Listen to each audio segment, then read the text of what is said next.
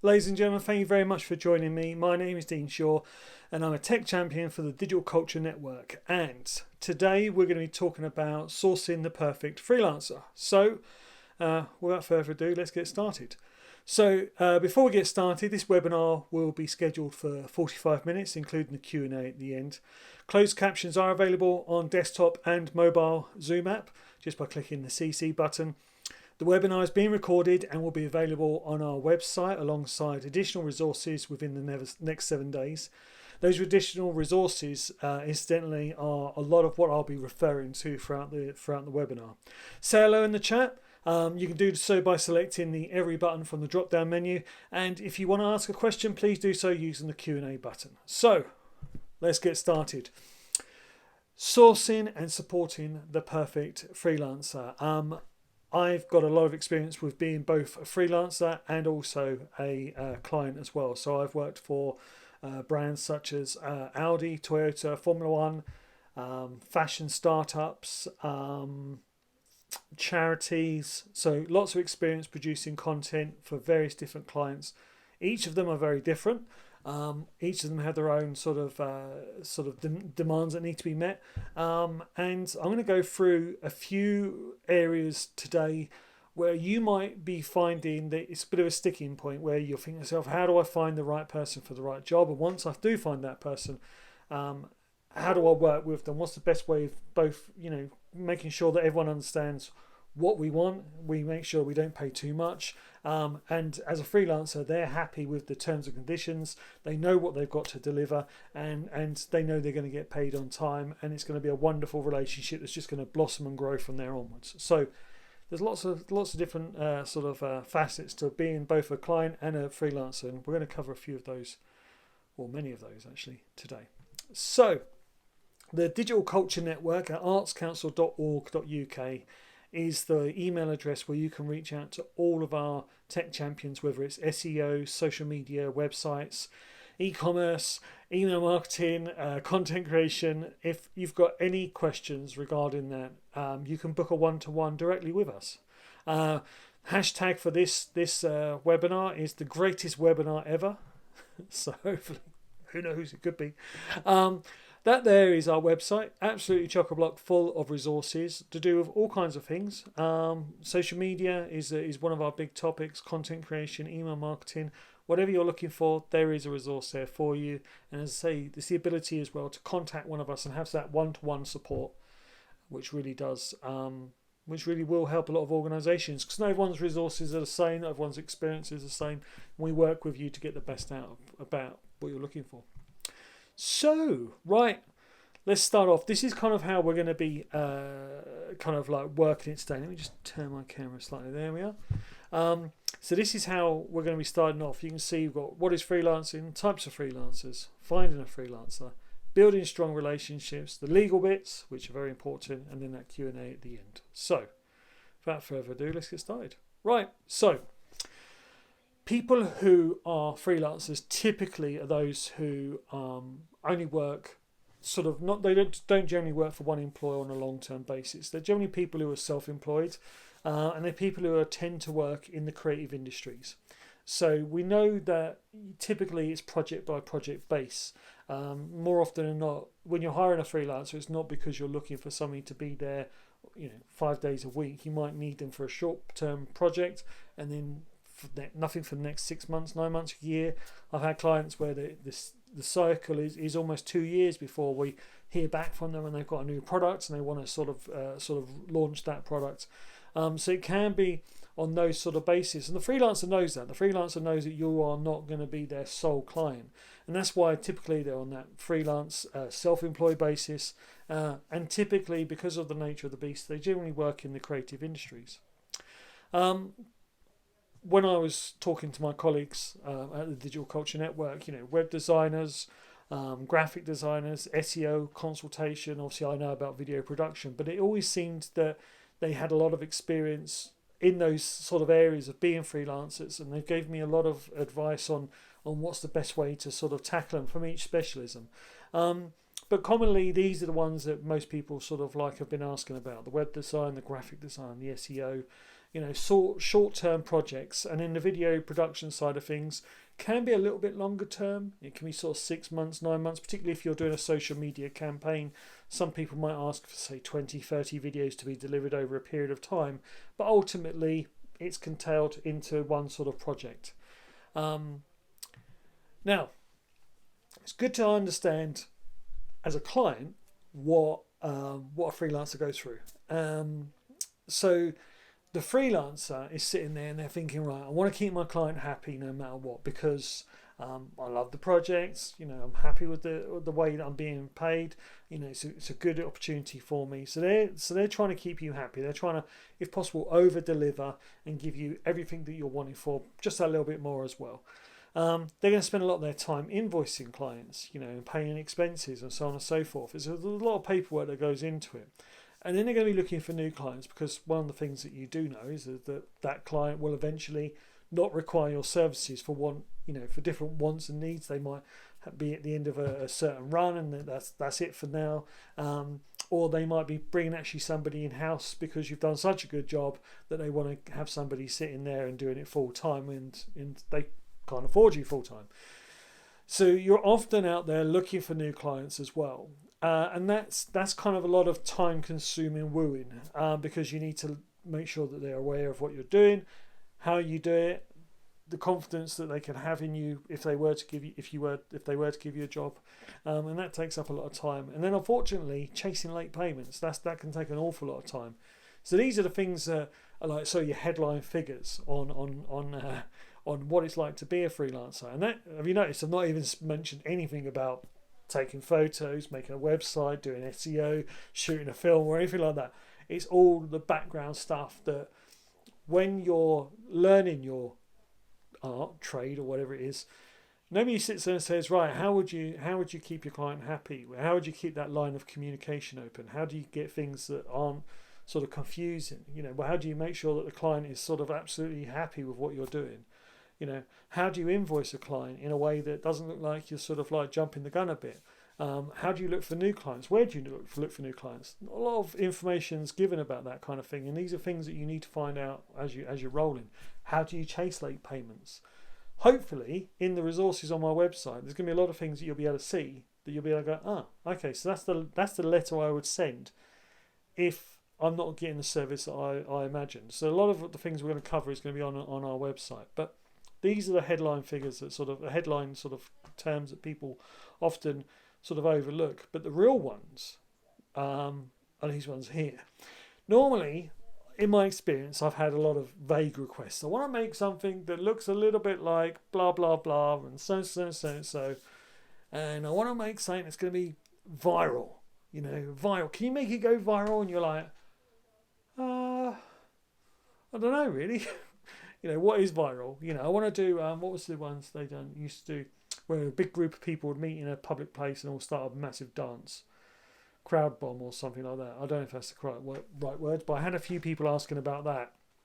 And they would pick really random places, like a shopping centre in the middle of Spain, where you think to yourself, would anybody care? I don't know if they would, but so vague requests you're dealing with. Micromanaging clients. One of my clients, who may watch this, used to text me at 5 o'clock in the morning and say, Dino, I've got a list of all these things I want you to do. And I'd wake up and I'd be like, oh God. It's quite soul destroying. And it happened every day. Monday through to Monday. Weekends did not count. So micromanaging clients. Pleased to say I had a that lady's a client for 3 years, so it couldn't have been all bad. Unreliable clients that promise the earth and they can't deliver, or they'll say, I want you to do this one thing for me, could you do this, blah blah blah, and then it doesn't happen. It's very difficult, because you get excited about the potential project and then it falls through, and sometimes it falls through for various different reasons, but that unreliable element where it's almost like a jump start, the starting gun might go off and you've already started getting all excited about it. Poor communication, either they don't keep you in the loop, where you don't know about schedules, changing. You're always the last to know. That's really difficult because all of a sudden it gets put on your lap that it needs to be ready for tomorrow, and it simply might not be possible to do that. So poor communication are all things that we have to deal with. Low pay. Sometimes I've wanted a job so badly I've virtually done it for free. Once you factor it in, and always they're the jobs that turn out to be the bad ones, the ones that really sort of are painful to do because you've got excited about doing them, and then all of a sudden, it's not turned out how you've imagined it. So you're sitting there going, God, this is a bad job, and I should never have done it so cheaply. And then, sometimes salt to the wound is they then don't pay you. So not only have you done it cheap, but they don't pay you as well. So the things I'm going to cover are great for freelancers to sort of resources so they can work out if the client is right for them and it's going to be a harmonious relationship with no snagging moments. But for you, the client, it's good if you can recognize the problems that a freelancer is going to have and anticipate them. And also you can check to see if somebody's maybe a little bit naive at starting out in their career, if they're not addressing certain things. So by knowing how a freelancer is working independently to you at the moment, might give you a better idea as to how you can move forward with them. So it's quite important to sort of know that. But I know that there's two sides to every story, and the client, in addition, is looking for somebody who's going to be professional. After all, you're representing their company. They're representing you. And that's really important for them to understand that you've got an establishment, you've got a core client base, and they're sort of like being in your space and occupying your space. You need them to be a professional. You need to be able to afford them. You need, where possible, an absolute ironclad idea as to how much things are going to cost. If you were to go out of that parameter, how much is extra editing? How much is more time spent on this? You don't want a mystery sort of unraveling. Guess what? Here's my invoice. And you're like, wow, that's more than I ever imagined it could be. What is going on? So it's really important that you've got that sort of like absolutely locked down. The ease of working with them, it's really difficult if the person is not sort of like in your culture, and they don't sort of enjoy your sort of outlook. If they're sort of like hard going, it's going to be very difficult to sort of work with them. So it's a bit like when you're interviewing somebody, is this person going to fit in with our sort of like work ethic, our office culture? Is that going to be the case? Reliability, there's nothing worse. You'll see it a lot of times on some of the websites I'm going to recommend you checking out. You'll see people who are looking for a photographer for one day, maybe an event, wedding, something like that. These people are generally sort of like moonlighters, somebody who's got another job, a day job, and then they're sort of like doing something at the side. They're obviously not as concerned about your job as they are their main day job. So if push comes to shove, you'll be the one that is cast aside. But that doesn't help you because you've got an event that needs a photography, or you've got a website that needs uploading, you've got a social media campaign that needs to begin. And these are the sort of like sticking points with reliability. So sometimes, you buy cheap, you buy twice. And it's really important that you sort of can sort of like see what kind of freelancer you're dealing with, and to ascertain whether they're going to be a good fit for you. Once they've done a few sort of like jobs for you, you'll know where you are with them. But it's that first one where they could sort of catch you out. And then the results have got to be exactly what you're expecting. It's nice if they over deliver, but at the end of the day, it's really difficult. It's lovely when somebody says, "Oh, I can do that, I can do that, I can do that," and you're like, "Brilliant!" But delivering that at the level that you're expecting it can be quite difficult with all of the sort of like moving things going on. So having something that can deliver the results, because I know behind the scenes you're dealing with stakeholders. You're trying to keep them happy. People who sort of like are managing the budgets and sort of saying, how much do we need to spend here? Is this going to be possible? And we could be talking about, big sums of money in the real world. In the real world, big sums of money. But when you put it towards a project, 10, 15, 20, 30, 50,000, 60,000, whatever it could cost, you're like thinking that's a huge sum of money, but it can go so quickly. So there are going to be tools that I'm going to link to that is going to give you the ability to track budgets, to give an idea of what the quote will consist of before it comes back. And that's a real tool. That's a real sort of like superpowers to sort of anticipate if a camera person is charging XYZ, or if a developer is charging blah blah blah per day, then I should be expecting a bill of this. So when they send through a quote, all being said and done, it should be similar to what you're expecting. So sometimes there's things that you'll ask for which are way above and outside the scope of my simple formula.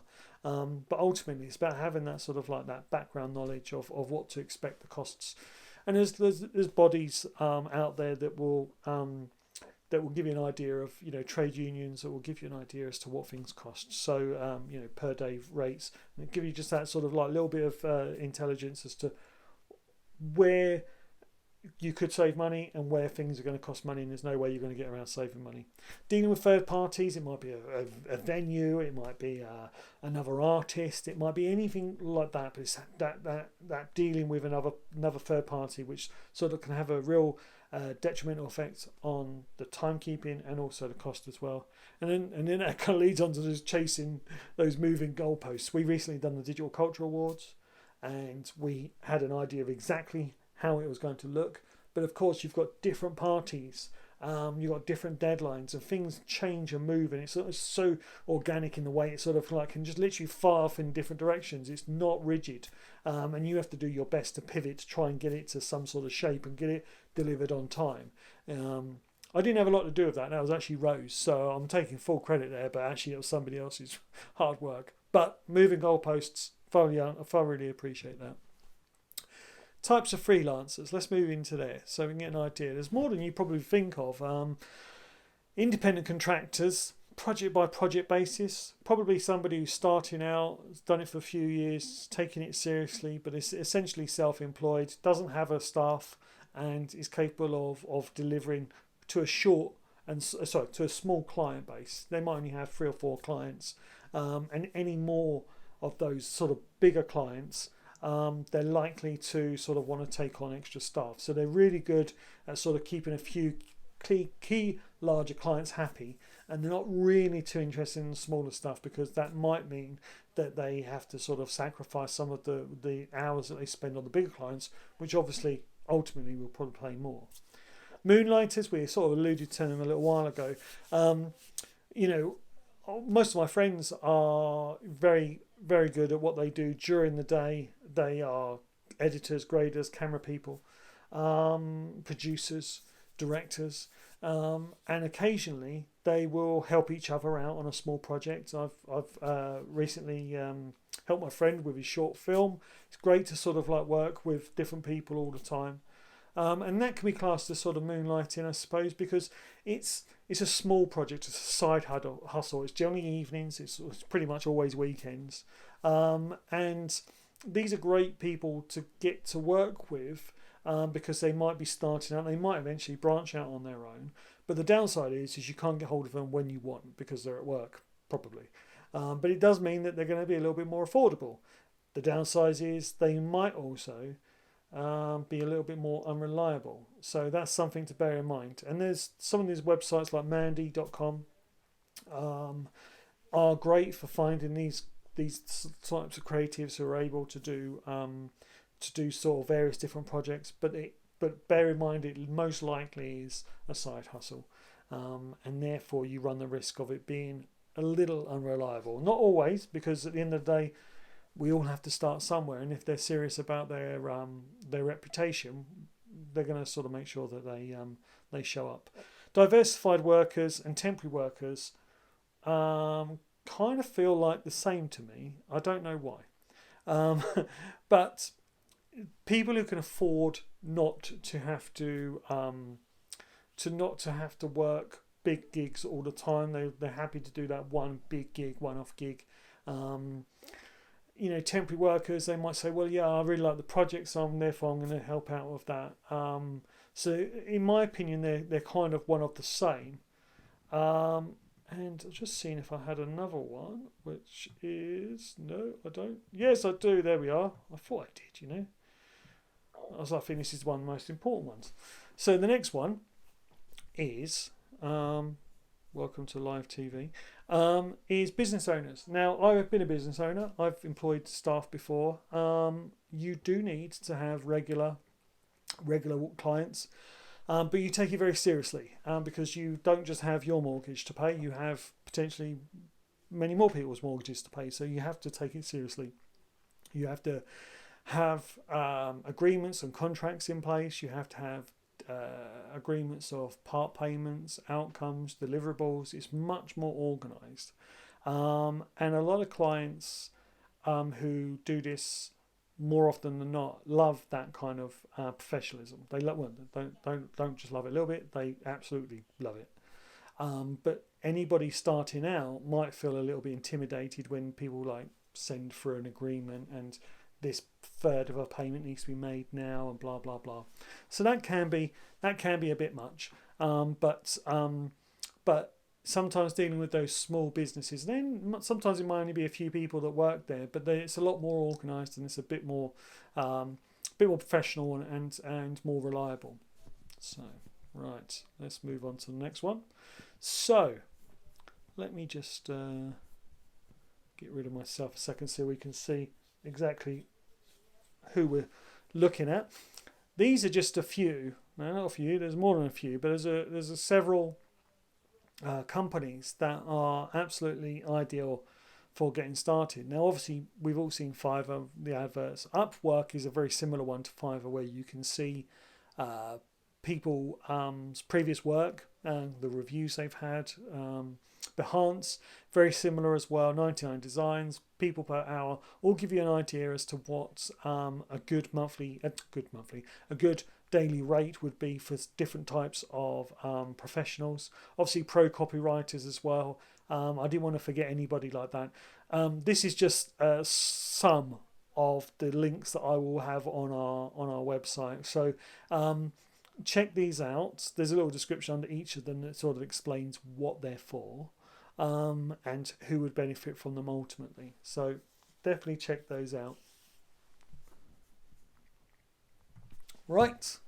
So finding your freelancer is all well and good, but it's building the relationships because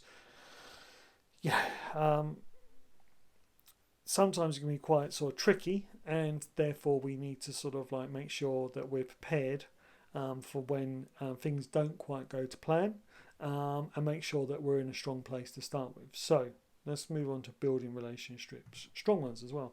Right. So itchy nose, communicate clearly. I kind of alluded to this a moment ago, but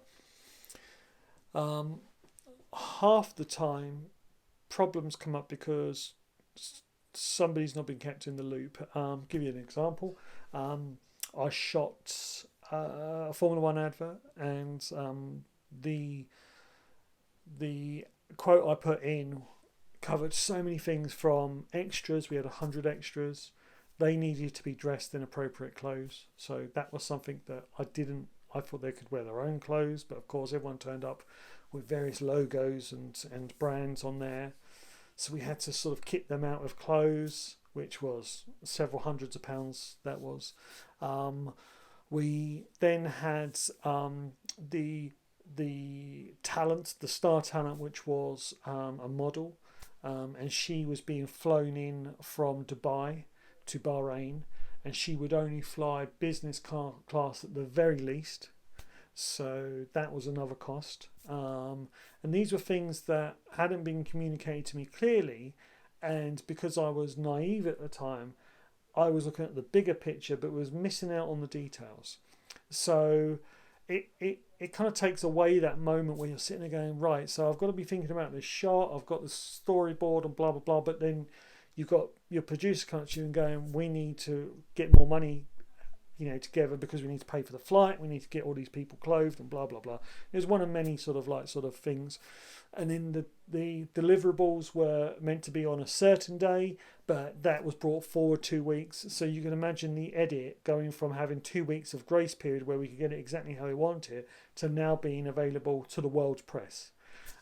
So So it was like those sort of things were really difficult to come up with. And how I overcome that in the end was I realised I needed another producer. I needed somebody to be an account manager, to speak to the client, ask the questions. It was better for them to sound repetitive than it was for me, because I had to concentrate on the way that the shot would look and how it would all fit together, and working with the talent and the camera crew and blah, blah, blah. But that communication was a real problem. And, so sort of those sort of things is try not to keep too much information to yourself. Just explain, we need this done by so and so. We've got stakeholders that have to have complete sign off. So it might mean that we get it to one stage where it's signed off, and then it'll go to somebody else, and then maybe changes required, that sort of thing. And then that way that the freelancer can both plan that in terms of time, but also in terms of cost. So they say, well, look, we had 10 revisions booked in, but you've had 15, so I'm going to have to charge you extra. If they know that there's going to be more revisions required, they'll put that into the quote, and you can get complete sign-off. So communicate clearly. There's 2 little stories there for you. Document everything. Emails, everything, going backwards and forwards. Amount of times I'd have a brief over the phone. Dean, would you be interested in doing a fashion shoot in New York for New York Fashion Week? And you're like, yeah, great. And then you take the brief, you give them a sort of a price over the phone, they transfer a little bit of money, and then you get to New York and you realise that you've got one place in lower east side Manhattan, then you've got to go up to the top and blah blah blah, and you've got 45 minutes to do so, and you're like, what on earth? If I'd have just had the schedule, I'd have known about that. But you're so excited about doing the job that you don't realise that you've got all these conflicting problems that are going to sort of cause you to run into problems. And the client is going to get really annoyed when you don't turn up to the bigger event that they really wanted you to go to in the first place. So all of it needs to be documented. You need to ask the questions. What is it they're exactly looking for? What would be the look that you want? If you can give examples, of what you want, the website, the photography, the video, whatever it is, the graphic design. If you can show them what's inspired you to sort of make this move into a different website or to have a different video, it really helps the freelancer get an idea. And if you can write it down and send examples, then they've got something to say, right, you wanted it to look like this and blah blah blah, and this is how I'm going to do it, and you wanted me to go from here to here, but to do so I've just gone on Google Maps, I don't think it's going to be possible, blah blah blah. But never rely just having that verbal briefing, because things get missed and they won't turn up to a thing because they didn't remember that bit because they were too focused on the details of the first part of the conversation, particularly if you've got a memory like a goldfish, which is what I have. Right, obviously document everything, but then you need a contract or an agreement. So I don't see what the difference is between the two. The contract is this and the agreement is this. I want you as a client to provide me with, let's just say, an advert. The advert is going to go on. It's going to go online, so it's going to go on social media. So I'm going to need it vertically. I'm going to need it for Twitter. I'm going to need it for Instagram. I'm going to need it for Facebook. And I'm also going to need it for YouTube. And I'm going to send it into cinemas. And you think, right, okay. So you need it in all these different formats. Okay. I'm going to need this type of song. Okay, right. So I'm going to need to get clearance for the song for online. And I'm going to need to get it for cinema as well. Where is it going in the world? It's going in the Middle East, the North Africa, and it's going in Europe. Is it going to the States? No, it's not. Okay, so you can do this. You get all these things absolutely dialed down, so there is no confusion whatsoever, and that is agreement number 1, right? If anything changes, like they say, Dean, we love what you've done. It's amazing. We're going to send it over to North America. Hold your horses. Let me get permission for the song to be used there, and just double check that there's no rights issues. Now, that's what you want as a client. You want all of those things tickety-boo tied over. But also, as the freelancer, you're going to want to have some indication of payment terms. Now, you don't expect them to take on any big project without some sort of money to start with. If it's a photography sort of thing, it's one day, then generally people will expect to be paid at the end, by invoice, so on and so forth. But if it's a really big deal, then in my cases, I used to split the payment into three. So I'd have the third to start with, which got the ball rolling, showed commitment from them to me, and then I was able to start booking people and hiring places and doing all these sort of things. Gave me a bit of cash flow to do that. Then halfway through the shoot, if it was a 4-day shoot, around about day 2, we would have it that the second third would be paid. And then that would cover pretty much everybody's fees thereafter. So the camera people at the end of the week would be invoicing me, I'd be paying them. The caterers would be invoicing me, I'd be paying them, and it'd all be fine. Any problems there at that stage, if you haven't got your first payment, you don't move on to the second bit of work. So it's kind of nice it's done in stages, and typically the third part of the payment was your profit, and whatever sort of additional costs that you incurred but you don't pass on to your client, because sometimes that happens as well, because it might be something that I've made a mistake on, and I think, I better order another one of those just in case, and that'll come out of my end. By having those agreements and that all in place, everybody knows where they stand. You can speak to your accounts department, you can tell them what to expect, and everything moves so smoothly and it's all delivered on time. Payment shouldn't be the reason why things grind to a halt, but unfortunately they do, and it's a way that we can sort of alleviate the pain by getting it all written down and agreed prior. Right. Said this a bit a while ago, didn't I? Use examples. A creative like myself would be like, I'll give you an example, kind of embarrassing, but Toyota asked me to do something in the Middle East, and I was really excited about using anamorphic lenses. And anamorphic lenses create, when a light hits them, like a car headlight, they create this beautiful line, and it looks very futuristic and space age.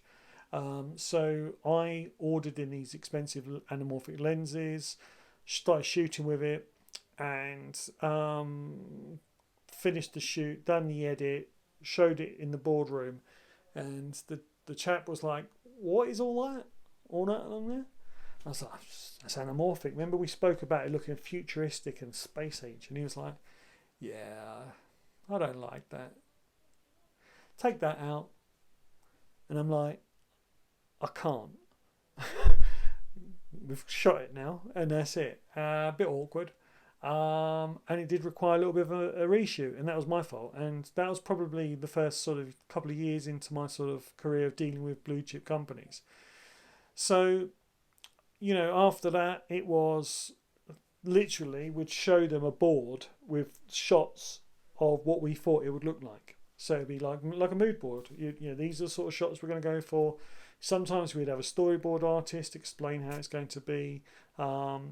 Big clients like to be able to take this to their stakeholders and say, this is what the team have come up with. What do you think? Blah, blah, blah. And it just helps us visualize what you're after, and in return come back with something which is a little bit more fully formed, and then we can agree before we even start to rip up a website or take photos or do or start filming. It really does help to have those examples.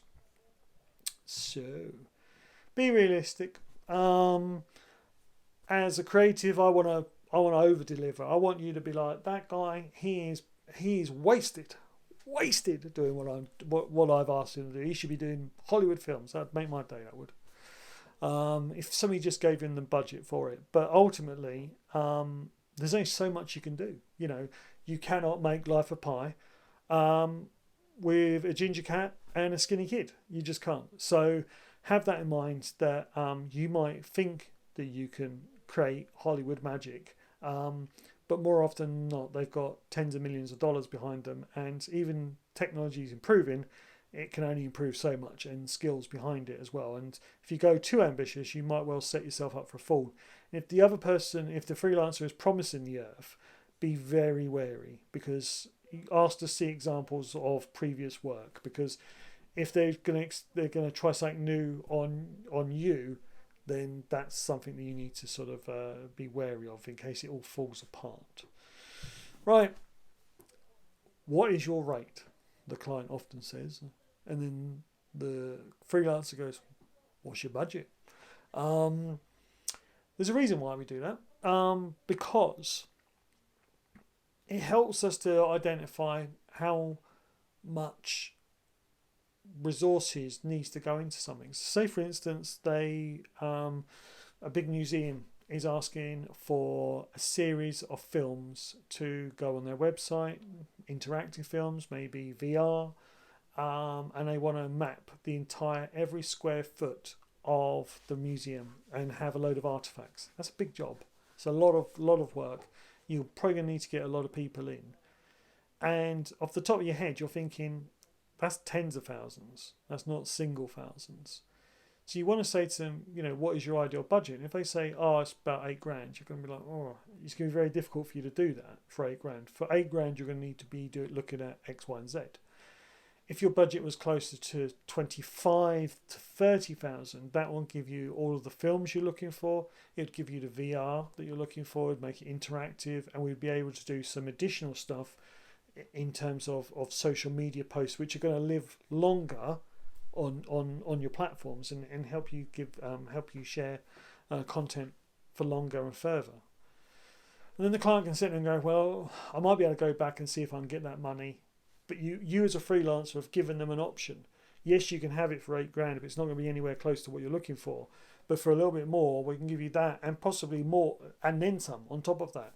So it's kind of like that open dialogue. It's a kind of a negotiation, but if the freelancer's got your best interests at heart, and nobody's getting super rich from being a freelancer. That is God's honest truth, because you spend longer looking for work than you are doing work. But if you've got your best interests of your client at heart, you want to be producing that kind of top tier quality content. I certainly do anyway. So this question shouldn't scare you. Well, the answer shouldn't scare you. It's the start of a beautiful dialogue. Right, the place is to find the minimum wage. Always go armed. Always have a little bit of an idea as to what things cost. Back2 obviously has everything from producers, directors, camera people, editors. Has all the prices on a day rate. Difficult to kind of like imagine how long things will take, but you can get an idea as to what a camera person would cost in TV broadcast and so on and so forth. Well, we're not doing TV broadcast. We're a few runs down. So, okay, bear that in mind. We can take a couple £100 off here and there and get an idea. I can always get it around the wrong way. Uno. Juno. He's really good at seeing other people's posts. People who are looking for various different creatives to work with them. It's really sort of like a good place for them to see what other people are charging and what other people are paying and willing to be paying. And obviously equity as well is a great one, similar to Back2, where you can find sort of prices or suggested minimum wages for various industry professionals. Links will be on the website. Okay, the legal bits. How are we for time? Not bad for time. Okay, legal bits. Really important. I'm going to make that slightly... Can I make that slightly bigger? I can't. No, I can't make it slightly bigger. I'll try and read it to you. When you're doing a job for an organisation as a freelancer, you want to make sure that you're covered. Because sometimes you'll be working in a public space, you might be working with delicate machinery, things that could break, and you want to make sure that you're covered for that. If you're working in digital, you might be handling essential sort of data, and that would mean that you need some sort of like professional indemnity insurance. As a client, you want to make sure that the person you're hiring has this, because sometimes it's £300, £150, whatever it might be, depending on. But if they haven't got that kind of suggests that they're not taking it seriously, and that could be a problem. One of my first documentaries was at Brands Hatch, the racing circuit, and I had 4 or 5 camera people dotted around the track or filming in various precarious places of danger. And I had to make sure that all of them were insured, that we had public liability insurance, that they were going to be covered if they had any accidents and so on and so forth, that they knew about health and safety, and we all had to be, wearing high vis and so on and so forth, and it had to be done properly, and we weren't allowed to film unless it was, which was fantastic. It was a really good sort of baptism in fire in terms of working with a professional organisation, which was great because one of the cameramen was in a fantastic position. The car kind of came off the track, flew through the air and crashed and rolled in front of him, kicking up a load of gravel, and it split his lip. He thought it was great. I thought the shot was amazing. And it made it into the final film, as you'd expect. But the truth of the matter is that we had to make sure that everybody was going to be covered should anything worse than that happen. And it's quite amazing how things do happen like that. So public liability insurance is incredibly important as a freelancer because, you get asked to do things on the fly which might be dangerous, and you've got to make sure that you're covered for that. It's also important to make sure that they've got some sort of health and safety awareness. Particularly if they're flying a drone, you've got to make sure they've got the right license and they understand what the limitations are. I got asked in Japan to fly a drone downtown Osaka, which had loads of people underneath it. And I was like, no, you can't do that. It's not allowed. And there's a helipad nearby, and it's about knowing the limitations and the law around that specialism, making sure that you're hiring the right person. So just ask to see a copy of their insurances and liabilities, and if there's anything that you think requires sort of a health and safety question, just say to them, have you had any health and safety experience or training around this, just to make sure, because you don't want to be left in a really sticky situation where they've not got anything like that and you're ultimately responsible. Scheduling and budget tools. This is going to be boring, so I'm not going to talk about this bit. But all to say is that on our website, which is going to be in the description below on YouTube and also sent to you via email, you've got a kind of a Excel spreadsheet, which is basically, it adds it all up, gives you an idea of what it's coming out at, and then you can offset that against your budget and so on and so forth. Very, very handy.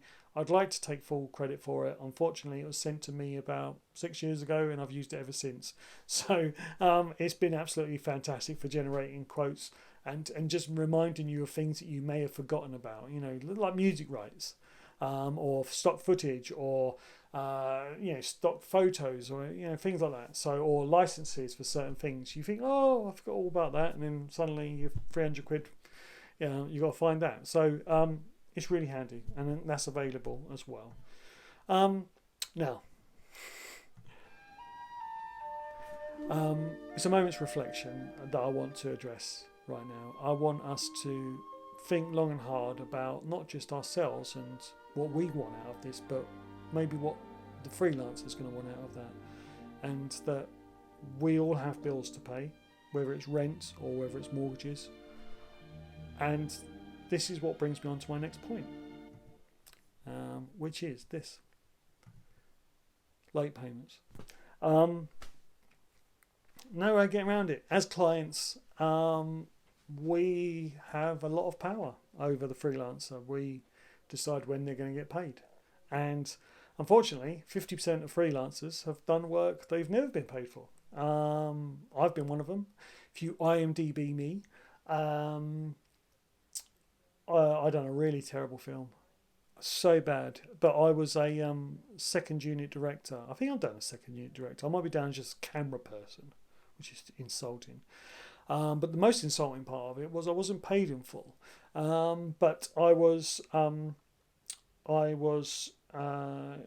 at sea shooting a film for 4 weeks, and two of my friends, one a sound guy and the other a makeup artist, were brought along. And as I set out payments in thirds. So the third payment was made, the first one, which was great and got things rolling. But the second payment didn't get made. And we were so close to the end of the shoot that we just persevered on, because they were sort of like calling calling our bluff basically and saying, oh, well, we're just waiting for some money to come from Zurich, and once that happens, we'll send it to you, blah, blah, blah. End of the shoot came and went, and we didn't get anything. And I felt so guilty about bringing two of my friends on that I just paid them their fee out of my wages. But it was just a very difficult lesson to learn. The client never paid, despite legal action and so on and so forth. The film never made any money, so and hopefully it won't be ever seen because it's really quite bad. But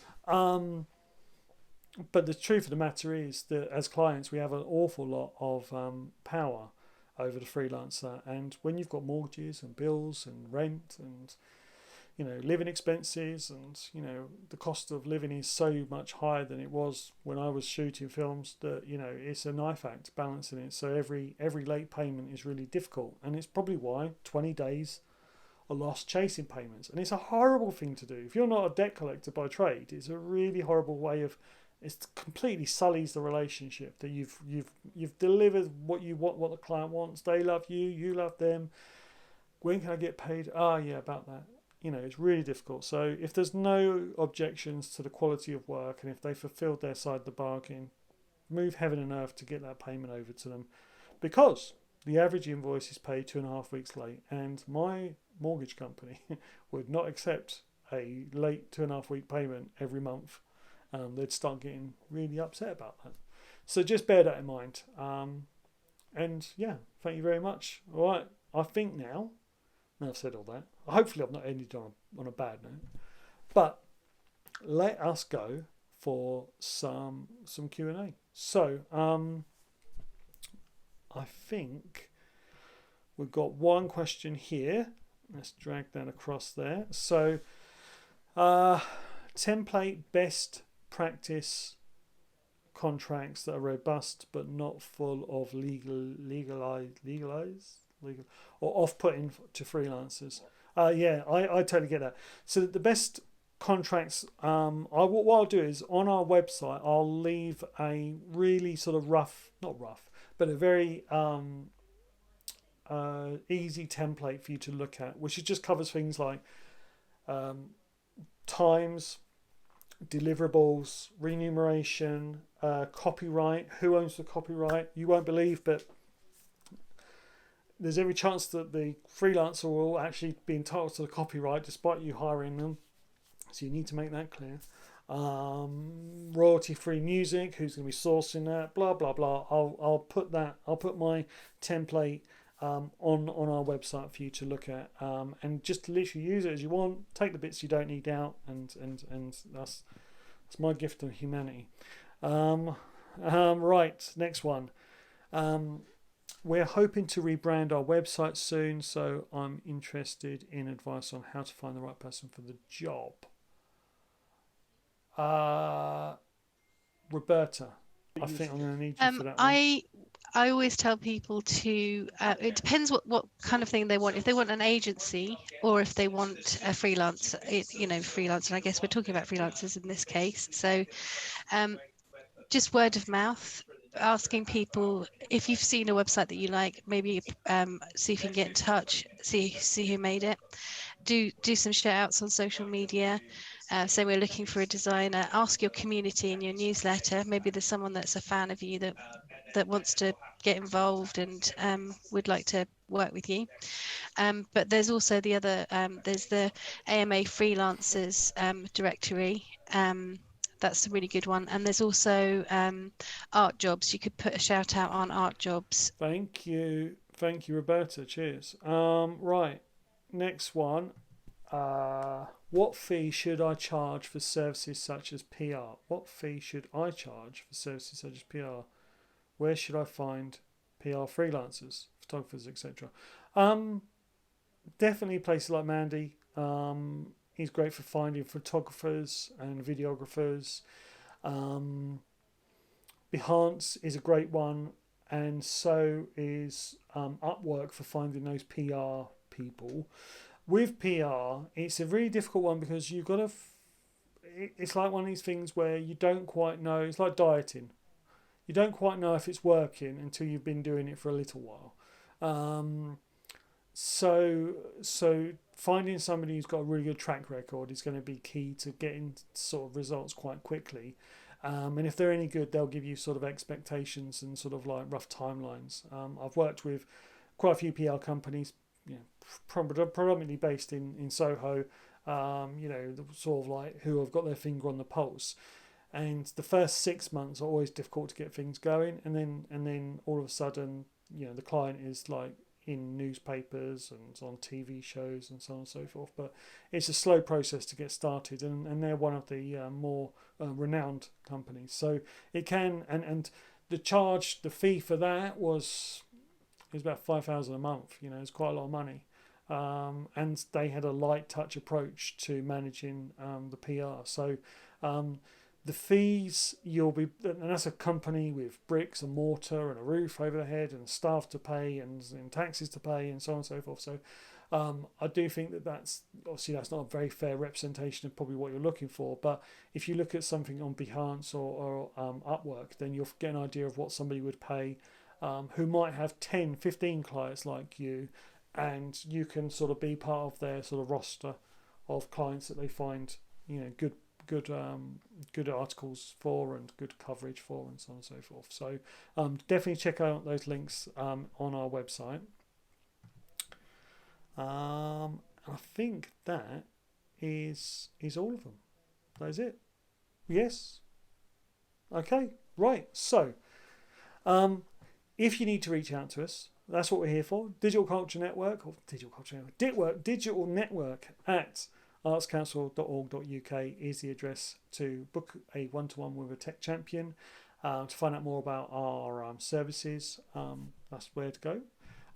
Also our website, digitalculturenetwork.org.uk, full of resources, and you can book a one-to-one with the tech champions, which is free, by the way. It's all funded by the Arts Council.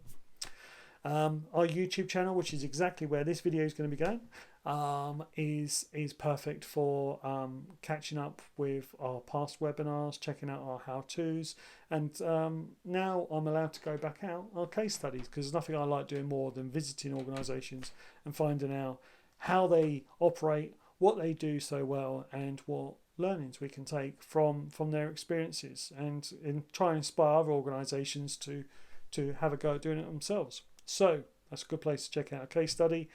Here is our email address, our mailing list, which has got all of our events that are coming up, our conversation, if you want to join us on ACE_DCN, where you can, it says hashtag Digital Culture Network, but we know that that's not the hashtag that we want to be using, is it?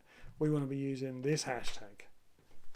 So, so that's that really. So thank you very much for joining me today. Once again, I've always gone over, so I do apologise for those people who are probably late for picking up the kids from school. But it's been an absolute pleasure to deliver my experience on sourcing and supporting the perfect freelancer. So until next time, thank you very much.